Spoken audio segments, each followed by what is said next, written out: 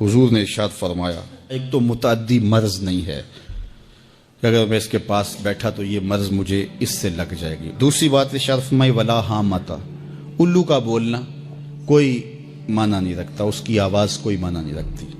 تیسری بات فرمائی اور نہ ہی ستاروں کی کوئی تاثیر ہے کہ فلاں ستارے کا یہ اثر ہے۔ اقبال کہتا ہے یہ ستارے میری قسمت پر کیسے اثر انداز ہوں گے جو خود افلاک میں زار و زبوں گھوم رہے ہیں۔ وہ بعض کہتے ہیں ہاتھ کی لکیریں کام کرتی ہیں، جی یہ تیری ہاتھ میں فلاں چیز کی لکیر ہی نہیں ہے، فلاں کی لکیر ہی۔ وہ بیٹھے ہوتے ہیں نا فٹ پاتھ کے اوپر پروفیسر بابا جو قسمت کا حال بتاتے ہیں اور 10 روپے لیتے ہیں، تو وہ بتا رہے ہوتے ہیں تیری قسمت میں یہ ہے، تیری قسمت میں یہ ہے، تیری قسمت میں یہ ہے۔ وہ کسی نے کہا قسمت تو ان کی بھی ہوتی ہے جن کے ہاتھ بھی نہیں ہوتے۔ تو یہ لکیروں میں قسمت کو تلاش نہیں کیا جا سکتا۔ جب بچہ شکم مادر میں 120 دن کا ہوتا ہے، صحیح حدیث میں آتا ہے، فرشتہ اس کی عمر بھی لکھ جاتا ہے، اس کا رزق بھی لکھ جاتا ہے، اس کا شقی و سعید بھی ہونا لکھ جاتا ہے۔ لکھ دیا گیا، قلم اٹھا لیے گئے اور صحیفے خشک ہو گئے، اب کوئی نہیں لکھا جائے گا۔ تو جو شکم مادر میں لکھا گیا۔ اور چوتھی بات اللہ کے محبوب نے فرمایا کہ سفر کچھ نہیں ہے۔ یعنی کچھ لوگ کہتے ہیں یہ جو سفر کا مہینہ ہے یہ بہت ہی سخت مہینہ ہوتا ہے اور ان دنوں کے اندر سفر نہیں کرنا چاہیے، ان دنوں کے اندر شادی نہیں کرنی چاہیے، ان دنوں کے اندر اگر شادی کی جائے تو وہ شادی کامیاب نہیں ہوتی، اس لیے کہ یہ مہینہ منحوس ہے۔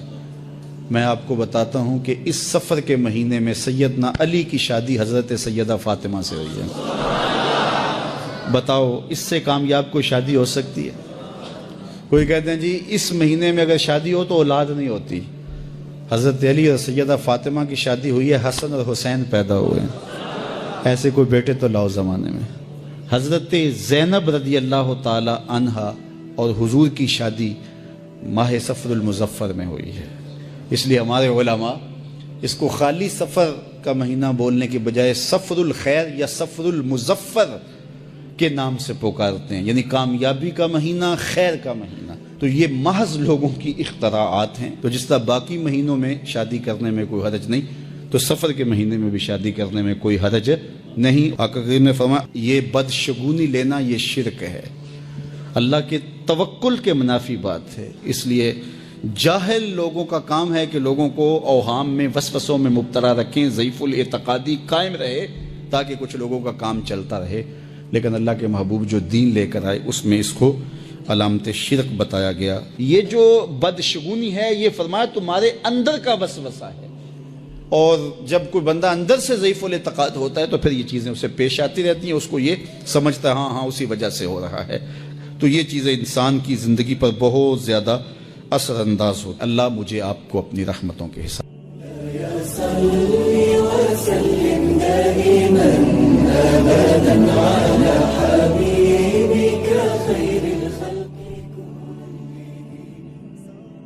بدشگونی لینا یہ بہت سارے معاشروں میں اور تہذیبوں میں مروج تھا اور اب بھی مروج ہے، لیکن اسلام نے اس کی نفی کی ہے۔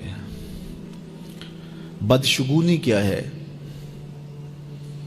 کسی دن کو، کسی جگہ کو، کسی شخص کو منحوس خیال کرنا۔ بعض لوگ جانوروں کے بولنے سے بدشگونی لیتے ہیں کہ الو بول پڑا ہے تو یہ کام ہم نے نہیں کرنا، بلی نے راستہ کاٹ دیا ہے تو یہ کام ہم نے نہیں کرنا۔ اسی طرح بعض اشخاص کو منحوس خیال کیا جاتا ہے کہ بعض لوگ منحوس ہیں۔ عموماً بعض خاندانوں کے اندر کسی عورت کو منحوس خیال کر لیا جاتا ہے اور پورے خاندان کے لوگ اس کے بارے میں یہ رائے قائم کر لیتے ہیں کہ یہ منحوسہ ہے، اور یہ اگر صبح اس سے ملاقات ہو گئی تو پھر سارا دن خراب گزرے گا۔ تو یہ ایک تصور ہے بدشگونی کا جو ہماری معاشرت کے اندر پایا جاتا ہے۔ جاہلیت کے زمانے میں یہ ساری چیزیں موجود تھیں۔ آقا کریم علیہ السلام تشریف لائے تو آقا کریم علیہ السلام نے ان ساری چیزوں کی نفی کی اور اللہ پر توکل کرنا، اللہ پر بھروسہ کرنا سکھایا۔ علماء کی صحبت میں بیٹھنے والے لوگ کافی حد تک ان چیزوں سے بچے رہتے ہیں۔ عام لوگوں کی زندگیوں کے اندر یہ چیزیں موجود ہوتی ہیں۔ جاہل پیروں، ملنگوں اور یہ بنگیوں چرسیوں کے پاس بیٹھنے والے لوگوں کے اندر تو کوٹ کوٹ کے یہ ہندوانہ چیزیں رچی بسی ہوتی ہیں۔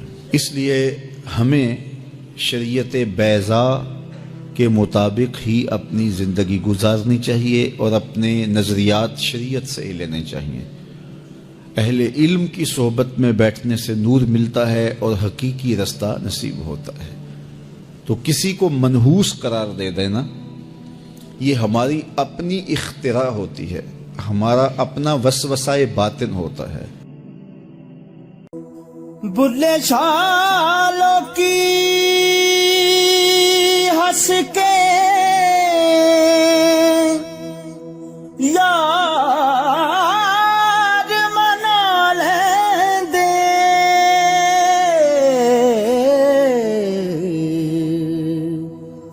تے ساڈا رونا بھی نہ منظور ہویا،